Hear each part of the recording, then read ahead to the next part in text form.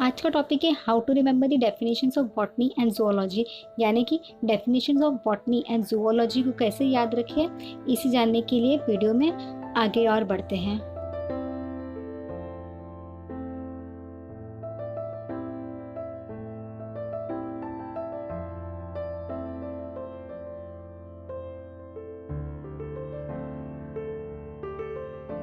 तो सबसे पहले आप सभी को नमस्ते everyone, welcome to we unified. Definitions of botany and zoology को याद रखने के लिए सबसे पहले ऑब्वियसली बॉटनी और जूलॉजी के डिफाइन को ही रीड करना बहुत ज़रूरी है। तो सबसे पहले बॉटनी के डिफाइन को एक बार रीड कर लेते हैं। Study of different aspects of plant, Theophrastus is known as the father of botany. और अभी जूलॉजी के डेफिनेशंस को एक बार रीड कर लेते हैं। Study of the various aspects of animal, Aristotle is called the father of zoology as well as biology.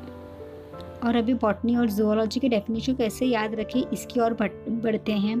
थियोफ्रैक्टस and Aristotle, इन्हें ये दो वर्ड को, हाईलाइटेड वर्ड्स को प्लीज़ एक बार याद रखें। तो हम सबसे पहले बॉटनी के डेफिनेशंस को याद रखने की ट्राई करते हैं। स्टडी ऑफ प्लांट को ही बॉटनी बोलते हैं। स्टडी ऑफ प्लांट के नीचे मैंने एक ट्री ड्रॉ किया है, एक हिंट, ताकि आपको याद रहे कि बॉटनी को डेफिनेशंस को कैसे याद रखना है। तो बस इतना याद रख लीजिए, स्टडी ऑफ प्लांट को ही बॉटनी बोलते हैं। अब सेकंड पॉइंट है फादर ऑफ बॉटनी। ऑब्वियसली हर कोई सब्जेक्ट्स के फादर्स होते हैं, तो बॉटनी के भी फादर हैं। तो बॉटनी के फादर के नाम थेरोफ्रास्टस हैं।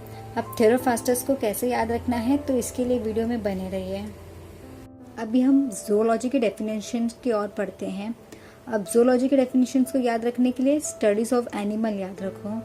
मैंने स्टडी ऑफ एनिमल को नीचे एक डॉग लिखा है, ताकि वो हिंट की ओर पे आपको याद रहे, क्योंकि डॉग तो ऑब्वियसली हर किसी ने देखा रहेगा।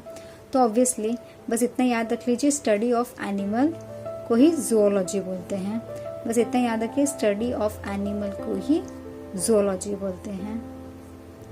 अब ऑब्वियसली बॉटनी के फादर थे, तो जूलॉजी के भी फादर होंगे, और उनके नाम है एरिस्टोटल। तो father of zoology as well as biology Aristotle है। अब डिफिकल्टी आते हैं कि फादर्स ऑफ बॉटनी और जूलॉजी के कैसे याद रखें। अब एक है थेरोस्पेक्टस और दूसरे हैं एरिस्टोटल। अब बॉटनी का एक स्पेशल पॉइंट है कि बॉटनी के स्पेलिंग में टी आते हैं और थेरोस्पेक्टस के स्पेलिंग में भी टी आते हैं। तो आपको अगर थेरोस्पेक्टस याद हो जाते हैं, मतलब आपके फादर ऑफ बॉटनी के फादर्स याद हो जाते हैं कि थेरोस्पेक्टस है, तो ऑब्वियसली अगर आपकी एक याद हो जाते हैं, एक के फादर याद हो जाते हैं, तो बड़े बचे एरिस्टोटल, तो ऑटोमेटिक जो बचा हुआ है वो फादर ऑफ जूलॉजी हो जाते हैं। तो इसी तरीके से आप फादर ऑफ बॉटनी यानी कि थेरोस्पेक्टस और father of zoology as well as biology Aristotle को याद रख सकते हैं। ये दोनों को हमेशा याद रखना। एक थेरोस्पेक्टस है तो एक एरिस्टोटल है, तो बस टी को आप याद रखो, टी को याद रखो, मतलब बॉटनी को याद रखो, तो आपको जूलॉजी के ऑटोमेटिक एरिस्टोटल याद हो जाएंगे। बस बॉटनी के फादर्स को याद रखो, तो जूलॉजी के फादर ऑटोमेटिक याद रहेंगे। बस हमेशा ट्राई करो, कोशिश करो कि किसी एक को याद करने की कोशिश करो, तो सेकंड ऑटोमेटिक याद होते हैं।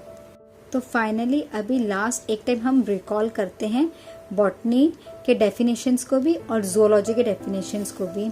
तो first point, botany study of plant, study of plant को ही बॉटनी बोलते हैं। और बॉटनी के फादर्स ऑफ बॉटनी थेरोस्पेक्टस हैं। सेकेंड, अब जूलॉजी, स्टडीज ऑफ एनिमल को जूलॉजी बोलते हैं। Father of zoology as well as biology जो कि है Aristotle. Father of botany Theophrastus है, एक को याद रखो, सेकेंड ऑटोमेटिक याद होते हैं। फादर ऑफ जूलॉजी है जो कि है एरिस्टोटल, एक को याद रखने की कोशिश करो, सेकेंड ऑटोमेटिक याद होते हैं। प्लीज एक बुक लीजिए, पेन लीजिए और खुद के हाथों से प्रैक्टिस कीजिए।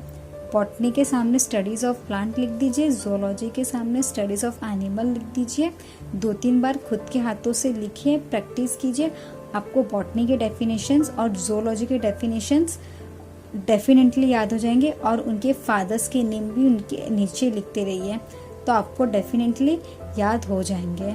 अब खुद से 2-3 बार प्लीज़ इस तरीके से प्रैक्टिस कीजिए, खुद लिखिए 2-3 बार, ऑटोमेटिक याद हो जाएंगे हमेशा के लिए। Thank you for watching. तब तक अपना ख्याल रखिए। नमस्ते एवरीवन।